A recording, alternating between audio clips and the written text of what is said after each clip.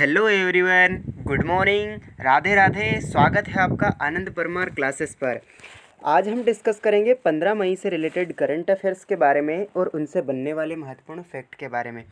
ठीक है, तो इसी के साथ देख लेते हैं आज का हमारा जो मोटिवेशनल कोट है कि आप यह नहीं कह सकते कि आपके पास समय नहीं है, क्योंकि आपको भी दिन में उतना ही समय मिलता है जितना समय महान लोग और जो सफल लोग हैं उनको मिलता है। यानी कि जो सफल लोग हैं और महान लोग हैं उनको भी 24 घंटे ही मिलते हैं दिन में, इतने ही आपको मिलते हैं। तो आप भी कुछ भी कर सकते हैं दिन में, तो उसका फ़ायदा उठाइए और 24 घंटे में आप बहुत कुछ करके दिखा सकते हो और आप भी सफल हो सकते हैं, आप भी महान बन सकते हैं।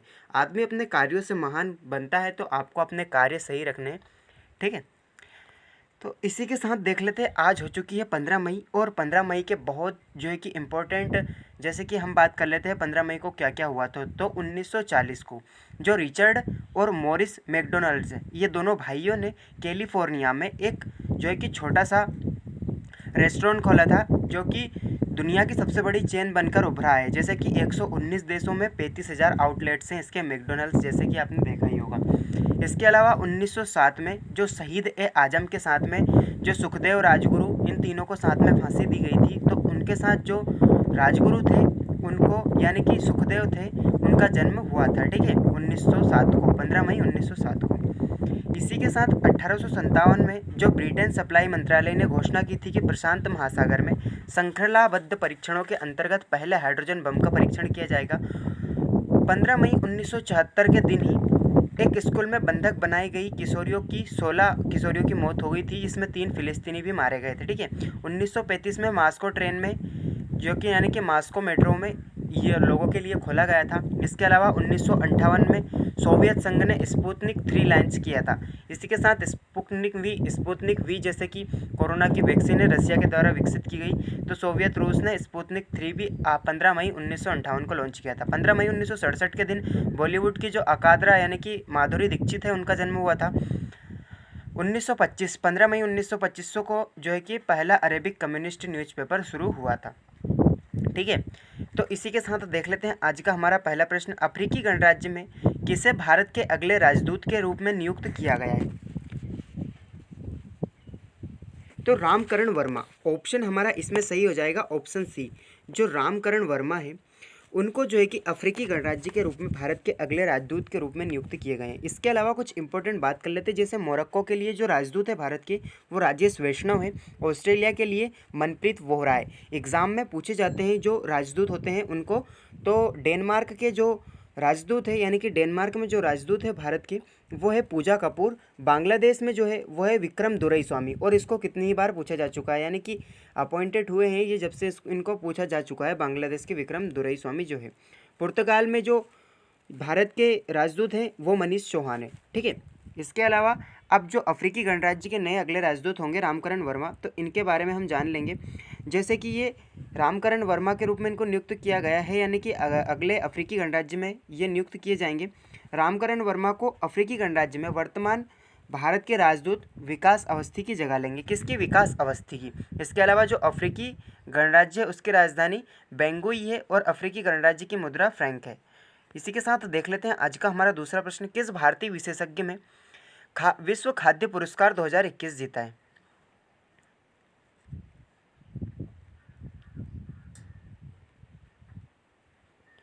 ऑप्शन हमारा ए हो जाएगा, यानी कि शकुंतला थिल्स्टेड। इन्होंने, ये जो भारतीय विशेषज्ञ है और उन्होंने विश्व खाद्य पुरस्कार 2021 जीता है। ठीक है, इसके अलावा पाली उमरीगर पुरस्कार जो कि जसप्रीत बुमराह ने जीता है। 66वां राष्ट्रीय फिल्म पुरस्कार हिलोरे फिल्म के लिए, यानी कि हिलोरे जो रचना उसके उसको मिला है। सीके नायडू ट्रॉफी को श्रीकांत को मिला है। Life time achievement award Anjum Chopra को दिया गया है। ठीक है, विश्व खाद्य पुरस्कार शकुंतला थिल्स्टेड, जैसे कि आप इनको देख सकते हो। इसी के साथ इनके बारे में हम जान लेते हैं, जैसे कि इनको दिया गया है खाद्य पुरस्कार। ठीक है, विश्व खाद्य पुरस्कार को कृषि के लिए, यानी कि खाद्य एवं कृषि के लिए नोबेल पुरस्कार के रूप में भी जाना जाता है। अच्छा, मैथ्स का नोबेल किसे कहा जाता है? तो एबल पुरस्कार को क्या कहा जाता है। इसके जो विजेता रहते हैं उनको $25 लाख, यानी कि $2,50,000 और पुरस्कार से सम्मानित किया जाता है। इसके अलावा एक प्रमाण पत्र यानी कि प्रशस्ति पत्र दिया जाता है, ठीक है। इसके अलावा खाद्य कार्यक्रम का जो मुख्यालय है वो इटली के रोम में स्थित है। जो विश्व खाद्य कार्यक्रम की स्थापना 1961 में की गई थी। इंपॉर्टेंट है, याद रखना है। इसके अलावा हमारा अगला प्रश्न है, होमन बोरगोहिन का 88 साल की उम्र में निधन हो गया है, वे कौन थे?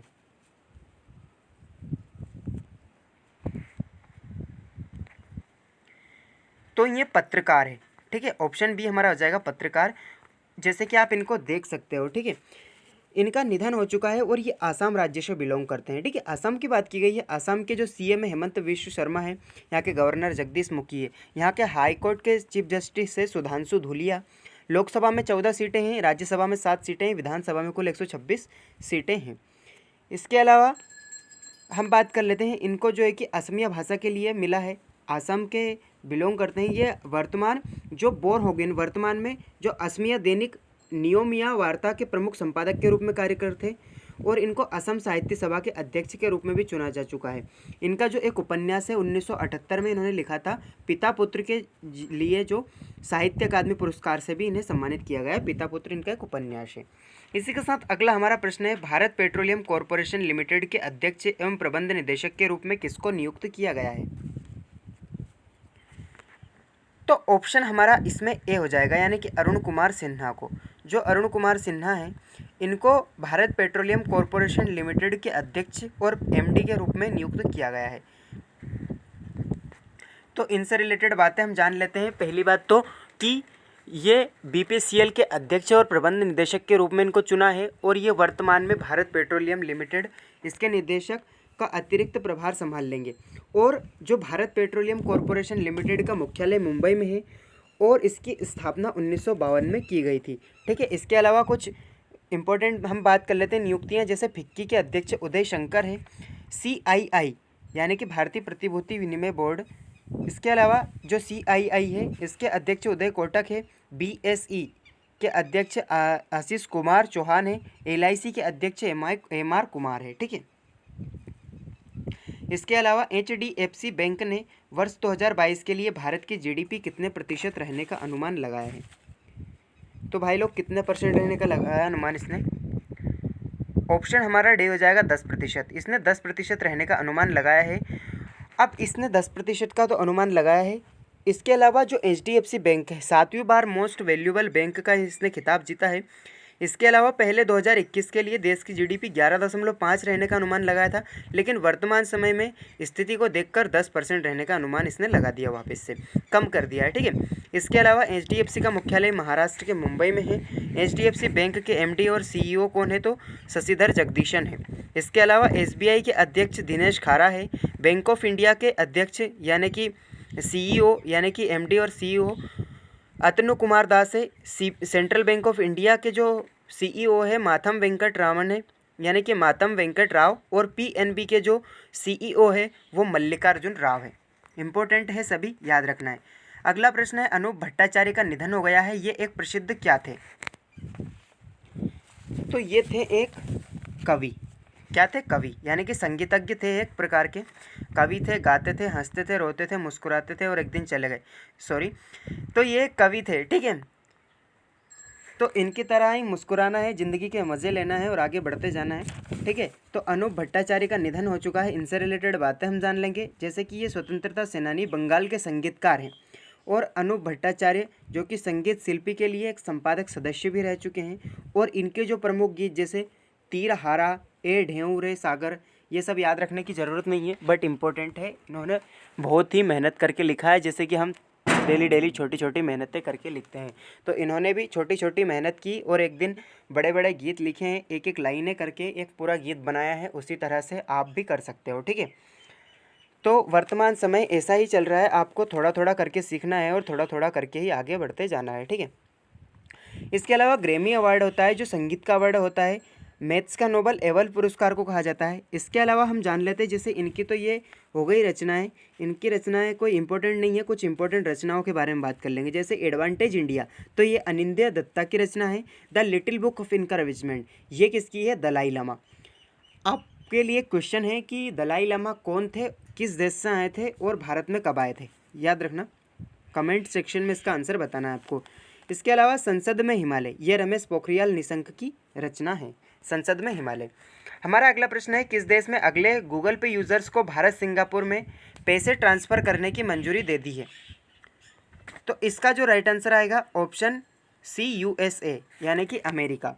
ठीक है, अमेरिका ने गूगल पे यूज़र्स को भारत सिंगापुर में पैसे ट्रांसफ़र यानी कि सिंगापुर में पैसे ट्रांसफ़र करने की मंजूरी दे दी है, यानी कि आप अमेरिका से सिंगापुर और भारत में पैसे ट्रांसफ़र कर सकते हो। इसके अलावा इस समझौते के बाद में इन्होंने, जो अमेरिका है उसमें गूगल पे उपयोग करता है, अब सिंगापुर में ऐप के माध्यम से ही ग्राहकों और रिश्तेदारों को पैसे भेज सकेंगे। इसके अलावा गूगल कंपनी की बात की गई है, लैरी पेज और सर्जरी बिन के द्वारा 1998 में गूगल की स्थापना की गई और इसके सीईओ सुंदर पिचाई हैं वर्तमान में। अमेरिका की बात हुई है तो अमेरिका की राजधानी वाशिंगटन डीसी है, यहाँ के प्रेसिडेंट जो बाइडेन है और यहाँ की जो उपराष्ट्रपति कमला हैरिस है। ठीक है, वाशिंगटन डीसी में नासा आईएमएफ वर्ल्ड बैंक का मुख्यालय है। नासा के अध्यक्ष जेम्स नेल्सन। आईएमएफ के जो वर्तमान महानिदेशक है वो क्रिस्टलिना जॉर्जीवा है और वर्ल्ड बैंक के जो महानिदेशक है वो आप कमेंट करके बताएंगे। ठीक है, बताइए फटाफट, कौन बताएगा मुझे? तो वर्ल्ड बैंक के जो है वो है डेविड मालपास। कौन है? David Malpass. इसके अलावा फ़ोनपे जो वर्ल्ड में अभी भी सबसे ज़्यादा ट्रांजेक्शन करने वाला जो है कि ऑनलाइन साइट बना है। इसके अलावा देख लेते हैं अगला प्रश्न, चौथी भारत स्विस वित्तीय वार्ता कहाँ आयोजित कराई गई थी? तो इसका जो राइट आंसर आएगा हमारा ऑप्शन सी हो जाएगा, यानी कि दिल्ली में, नई दिल्ली में चौथी स्विस वित्तीय वार्ता यहाँ पर आयोजित कराई गई थी। ठीक है, अब यहाँ तो करवाई गई थी। इसके अलावा राष्ट्रीय बाल फिल्म महोत्सव कहाँ पर मनाया जाता है? तो वो कोलकाता में मनाया जाता है। खेलो इंडिया विंटर स्पोर्ट्स जो कि जास्कर और कारगिल में इसको मनाया गया है। पहला कोरिया भारत मित्रता पार्क कहाँ पर खोला गया है? तो दिल्ली में खोला गया है। ठीक है, इससे रिलेटेड बातें हम जान लेंगे। चौथी जो स्विस वित्तीय वार्ता है इसको जो है कि नई दिल्ली में हाल ही में जो भारतीय प्रतिनिधि मंडल है इसके नेतृत्व में इसको किया गया है, जो अजय सेठ है उन्होंने।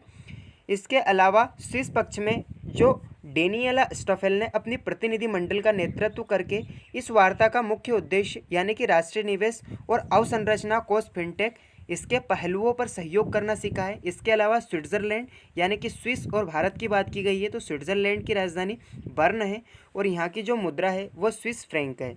स्विट्ज़रलैंड के राष्ट्रपति गाई परमेलिन ने, याद रखना है आपको, इंपॉर्टेंट बातें हैं। किसे स्कॉटिश संसद का पहला निर्वाचित सिख चुना गया है? तो पाम गोसल, यानी कि ऑप्शन सी हमारा राइट हो जाएगा। इनको जो है कि जो स्कॉटिश संसद है उसमें पहला सिख चुना गया है। अब ये एक 53 वर्षीय पुरानी व्यवसायी बिजनेसमैन में यहाँ चुनाव जीतकर इन्होंने इतिहास रचा है। इन्होंने स्कॉटिश कंजर्वेटिव और यूनियन पार्टी के लिए 2019 में आम चुनाव के जो डनबार्टनशायर है इनके संसदीय उम्मीदवार के रूप में चुनाव लड़ा था। जो पाम गोसल है इनको वेस्ट ऑफ स्कॉटलैंड सूची के माध्यम से जो स्कॉटिश संसद है उसमें एक कंजर्वेटिव सदस्य के रूप में चुना गया है। ठीक है, यानी कि सिख और कंजर्वेटिव सदस्य एक ही बात है। ठीक है,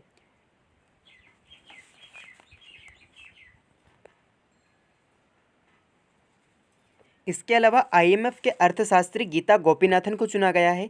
वर्ल्ड बैंक के वित्तीय अधिकारी के रूप में अंशुला कांत को चुना गया है।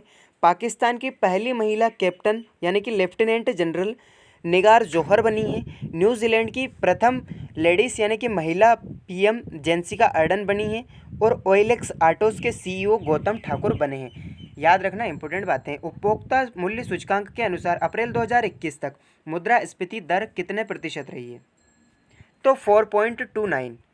कितना? ऑप्शन ए 4.29 उपभोक्ता मूल्य सूचकांक के अनुसार अप्रैल 2021 तक मुद्रास्फीति दर रही है। ठीक है, तो 2021 में जीडीपी कितनी परसेंट रही है? पहली बात तो वो रही है 7.7 और राजकोषीय घाटा कितना हुआ है? तो 3.5%। वित्त वर्ष 2021-22 के लिए वास्तविक जीडीपी 11% रहने का अनुमान लगाया है और सांकेतिक जो जीडीपी है उसका रहने का अनुमान 15.4% रहने का अनुमान लगाया है। ठीक है, इसी के साथ 14 मई से रिलेटेड हम जो करंट अफेयर्स है उनकी बात कर लेते हैं। जैसे 12,000 हार्स पावर वाला देश का 100वां रेल इंजन बिहार की मधेपुरा फैक्ट्री ने किया है। आरबीआई ने जोसे कट्टर को कार्यकारी निदेशक नियुक्त किया है। लॉन्च अभी हाल ही में एक पुस्तक लॉन्च हुई है जिसको शकुर राठेर ने बनाया है, life is the clock tower valley. इसके लेखक हैं शकुर राठेर। इसके अलावा जो जन स्माइल फाइनेंस बैंक है उसने एक योजना चलाई यानी कि एक सुविधा चलाई है, आई चूज माई नंबर। ठीक है। इसके अलावा जो बीजे बाटलिंग है उन्होंने संन्यास लिया है, जो कि न्यूजीलैंड से बिलोंग करते हैं, जेंसिका अर्डन के यहाँ से। अटलांटिक को पार करने वाला दुनिया का पहला मानव रहित पोत जो बना है माई फ्लोवर 40 बना है। किसे all electric motorcycle brand live wire launch किया है, तो वो किया है हार्ले डेविडसन ने। इसके साथ भारत के किस देश ने नौसेना के साथ पासेक्स युद्धाभ्यास आयोजित किया है, तो गरुड़ और जो पासेक्स होता है वो इंडोनेशिया के साथ होता है। ठीक है। किसे सारस्वत बैंक के नए एमडी और सीईओ के रूप में चुना गया है, तो गोपाल कृष्णा इसका राइट आंसर आ जाएगा। ठीक है। इसके अलावा आती है हमारी आज की सीरीज कुत्ते की धूम सीरीज। ठीक है। तो इसका क्या है देख लो, आज का जो प्रश्न है, आकार के अनुसार सबसे छोटा कंप्यूटर कौन सा है, तो वो है माइक्रो कंप्यूटर। MICR का फुल फॉर्म क्या है, तो मैग्नेटिक इंक कैरेक्टर रिकॉग्निशन, ये इसका फुल फॉर्म है। इंपॉर्टेंट है, फुल फॉर्म भी पूछे जाते हैं कभी कभी, जैसे LED का लाइट इमिटिंग डायोड, और लेज़र का पूछा जाता है कभी कभी, light amplification by stimulated emission of radiation. याद रखना कंप्यूटर के भौतिक। अच्छा, बेसिक का भी फुल फॉर्म होता है, पता है? तो बेसिक का फुल फॉर्म आप कमेंट कर सकते हो तो कीजिए, वरना कल बताऊंगा आपको। कंप्यूटर के भौतिक अंगों को क्या कहते हैं, तो वो कहते हैं हार्डवेयर, और जो आंतरिक होते हैं उनको कहते हैं सॉफ्टवेयर। ठीक है। लेजर प्रिंट क्या है, तो पेज प्रिंटर होता है ये। इसके अलावा कंप्यूटर पर वीडियो गेम खेलने के लिए प्रायः किस युक्ति का उपयोग किया जाता है, तो जॉयस्टिक। याद रखना इंपॉर्टेंट बातें हैं। एक बाइट में कुल कितने बीट्स होते हैं, तो 8 बीट्स होते हैं। एक बाइट्स में कुल 8 बीट्स होते हैं। इसके अलावा 1 MB डाटा को संग्रह करने के लिए कौन सा माध्यम उपयुक्त होता है, तो फ्लॉपी। जैसे फ्लॉपी डिस्क होता है वो। कंप्यूटर की शक्ति किस में मापी जाती है, तो स्पीड एवं मेमोरी के आधार पर, यानी कि किस स्पीड से चलता है और उसकी मेमोरी क्या है। कौन सी रैम, जैसे आप देखते हो ना कि भाई मोबाइल लिया है तो कैसा है, क्या रैम रोम क्या है, ऐसा कभी पूछा है, तो ऐसी चीज़ें होती है। ठीक है। कौन सी रैम को बार बार रिफ्रेश करना पड़ता है, तो वो होती है DRAM। ऑपरेटिंग सिस्टम हार्डवेयर के यूजर किसका कार्य करता है, तो वो करता है इंटरफेस का। ठीक है। तो दोस्तों आज के वीडियो में बस इतना ही रखते हैं। अच्छा, आज मैं आपको एक स्टोरी सुनाना चाहता हूँ। जैसे कि एक बार क्या हुआ कि 2 चोर थे, आप मतलब दोनों चोर थे, बेस्ट फ्रेंड थे, बहुत अच्छे मित्र थे। दोनों को क्या हो गया, एक बार चोरी करते पकड़ा गए। ठीक है। तो वो पकड़ा गए तो राजा ने उनको कहा कि तुम्हें कल फांसी की सज़ा होगी। ठीक है। तो फांसी की सज़ा हुई तो उनसे अंतिम इच्छा पूछी, जैसे कि पूछते ना लास्ट में कि भाई तुम्हारी अंतिम इच्छा क्या है, तुम्हारी अंतिम इच्छा क्या है। तो पहले मित्र से पूछा, तो पहले मित्र ने तो बोल दिया कि भाई मेरी तो कोई अंतिम इच्छा ही नहीं है। फिर दूसरे मित्र से पूछा कि भाई क्या है तुम्हारी इच्छा, तो उनसे पूछा, तो उनने ये बोला कि मेरी अंतिम ये इच्छा ये है कि मेरी इच्छा तो नहीं है, लेकिन मैं अगले 3 महीने में आपका जो घोड़ा है इसको उड़ा सकता हूँ। ठीक है। तो भाई उन्होंने सोचा 3 महीने क्या, राजा ने बोला कि 3 महीने क्या, मैं तेरे को 6 महीने देता हूँ, तो 6 महीने में जा और ये घोड़े को उड़ा के दिखा। ठीक है। तो वो पहले वाले दोस्त ने बोला पागल है क्या, घोड़ा कोई उड़ेगा क्या कभी। तो उसने ये बोला कि भाई इसके 4 कंडीशन बनते हैं, यानी कि 4 ऑप्शन बनते हैं। अगर मान लो कभी ऐसा हुआ कि, पहली बात तो मैं बताता हूँ, कभी 6 माह बहुत दिन होता है, 6 माह में अगर राजा टपक गए तो हो सके हमारी सज़ा माफ़ हो जाए। ठीक है। या फिर 6 माह में हम टपक गए किसी प्राकृतिक आपदा में, तो फांसी तो नहीं होगी, मतलब कलंक तो नहीं लगेगा। उसी तरह तीसरा ऑप्शन बोला कि 6 माह में अगर घोड़ा टपक जाए तो हो सकता है। फिर चौथी बात उनने ये कही कि 6 माह में अगर घोड़ा सही में उड़ने लग गया तो भाई प्रयास करना चाहिए, और आपके पास अगर आपका एक रास्ता बंद होता है तो दूसरा रास्ता खुल जाता है। ठीक है। तो आज के वीडियो में बस इतना ही रखते हैं। वीडियो पसंद आया हो तो लाइक करें, अपने दोस्तों के साथ शेयर करें, और ऐसे ही और अधिक वीडियोस देखने के लिए आनंद परमार क्लासेस को सब्सक्राइब करें। So keep learning, keep watching and keep growing. Thank you for watching.